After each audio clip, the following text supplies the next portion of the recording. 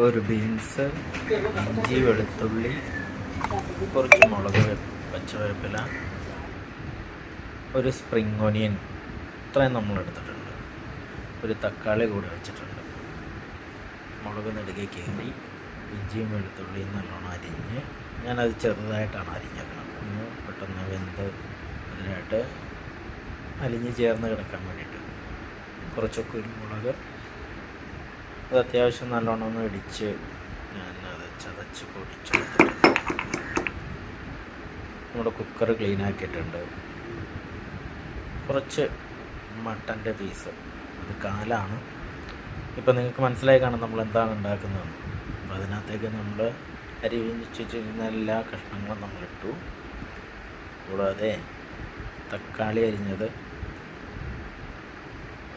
എന്താ ഒരു രസമല്ല, red colour.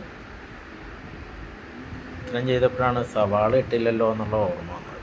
അപ്പോൾ അതിനിടയ്ക്ക് കുരുമുളക് പൊടിച്ചത് കൂടെ അതിട്ടു.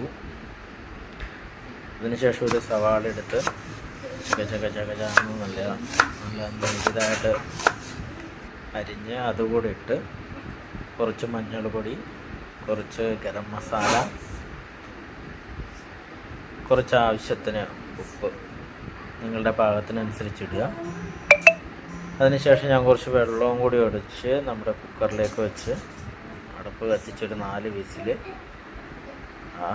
നല്ല വെട്ടിത്തിളക്കണം നമ്മുടെ മട്ടൻ സൂപ്പ്.